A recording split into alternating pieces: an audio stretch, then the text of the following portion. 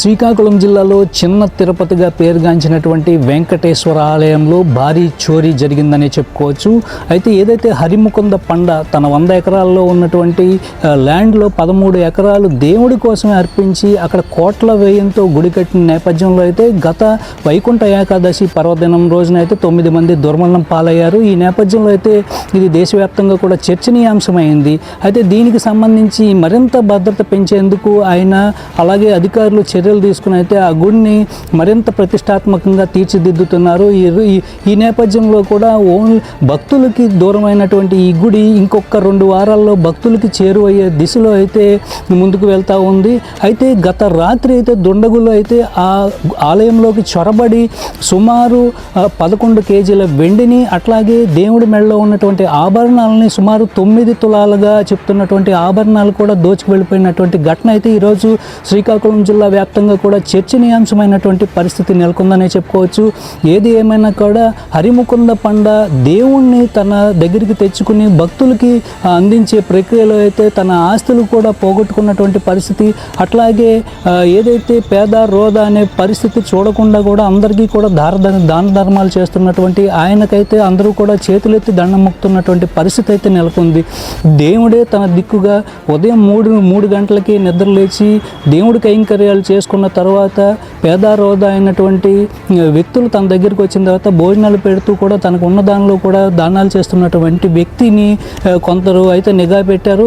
ఆ నిఘా పెట్టిన నేపథ్యంలో అయితే ఈరోజు గుడి తాళాలు పగలగొట్టి మూలమూర్తికి ఉన్నటువంటి వెండి ఆభరణాలు ఏవైతే ఉంటాయో వెండి తొడుగులతో సైతం కూడా తీసుకువెళ్ళిపోయినటువంటి పరిస్థితి. అయితే ఆ గుడి కూడా సీసీ ఫుటేజ్ భద్రతలో ఉన్నప్పటికీ కూడా ఆ సీసీ ఫుటేజ్ ఆధారంగా ఉన్నటువంటి ఆ డిస్క్ డ్రైవ్లు సైతం అయితే దోచుకు వెళ్ళిపోయారు దొంగలు. అయితే ఈ ఘటన అయితే పోలీసులకు ఒక సవాల్గా మారిందని చెప్పుకోవచ్చు. అయితే సంఘటన స్థలాలకి ఇప్పటికే పోలీసులు అయితే వచ్చారు, దర్యాప్తు కొనసాగిస్తున్నారు. ఇది ఇంటి దొంగల పనా లేకపోతే బయట వ్యక్తుల పనా అనేది కూడా వాళ్ళు ఆ కోణంలో అయితే దర్యాప్తు చేస్తూ ఉన్నారు.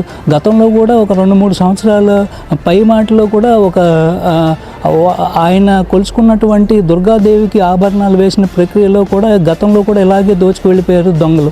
ఇప్పటికీ కూడా అది ఇంకా క్వశ్చన్ మార్క్గానే ఉంది. ఆ క్వశ్చన్ మార్క్ ఇంకా ఫుల్ స్టాప్ రాకముందే ఇప్పుడుకున్నటువంటి మూలమూర్తికి ఉన్నటువంటి వెండి తొడుగులు ఏవైతే 11 కేజీలు వెండి తొడుగులు ఉన్నాయో రాత్రి దొంగలు అపహరించారనే చెప్పుకోవచ్చు.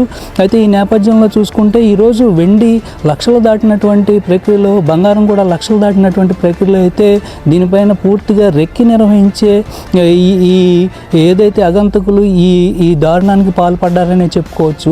ఏదైతే ఈ పండగ వేళల్లో ప్రతి ఇంటికి కూడా తాళాలు వేసుకుని వెళ్తూ ఉంటారో అయితే ఇప్పటికీ ఇది ఎంతవరకు భద్రత అనేది కూడా ప్రజల్లో అయితే ప్రశ్నార్థకంగానే మిగిలిపోయిందనే చెప్పుకోవచ్చు.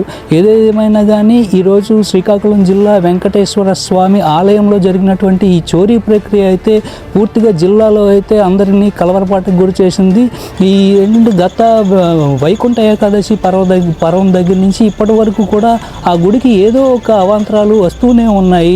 అయితే ఈరోజు మూలమూర్తికి ఉన్నటువంటి ఆభరణాలు సైతం తస్కరించారంటే దొంగలు కనీసం భయం భక్తి లేకుండా పోతుందంటూ కూడా ప్రజల్లో అయితే ఒక పెదవిర్పతనం అనేది వచ్చిందని చెప్పుకోవచ్చు. పూర్తిగా పోలీసు వ్యవస్థ పైన విమర్శలు కూడా గుప్పిస్తున్నారు ప్రజలు.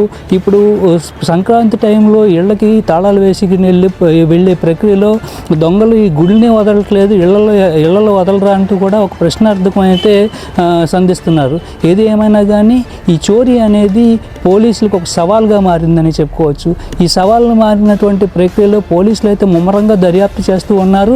అయితే హరిముకుంద పండ అయితే ప్రస్తుతానికైతే రోధిస్తున్నటువంటి పరిస్థితి అయితే ఉంది. నాకున్నటువంటి ఆస్తిపాస్తులన్నీ కూడా దేవుడికే పెడుతున్నాను, అయితే దొంగలు ఇలా తీసుకెళ్ళిపోవడంలో ఆంతర్యం ఏంటంటూ కూడా ఆయన రోధిస్తున్నారు. ఆయన పేద రోదాన్ని చూడకుండా కూడా ప్రజలకి దానాలు చేస్తున్నటువంటి ప్రక్రియలో అతని మంచితనాన్ని ఆసరాగా తీసుకుని ఇట్లాంటి దోపిడీ దొంగలు కూడా దేవుడి సొమ్మును కూడా కాజేయాలని చూడడం కూడా ఒక అమానవీయంగా కూడా మనం చూసుకోవచ్చు అనేది ఈ సందర్భంగా తెలియజేసింది. ఏది ఏమైనా కానీ పోలీసులు అయితే దర్యాప్తు ముమ్మరం చేస్తున్నారనే చెప్పుకోవచ్చు. అది ఇంటి దొంగల పనా లేకపోతే బయట వ్యక్తుల పనా అనేది పోలీసులు దర్యాప్తులో తేలిన తర్వాత కానీ తెలియదు. సో సైనింగ్ ఆఫ్ రౌతులాటి. చాలా డబ్బులు పెట్టి చేశాను, అన్నిటి గెలిపాను. మొన్న రాము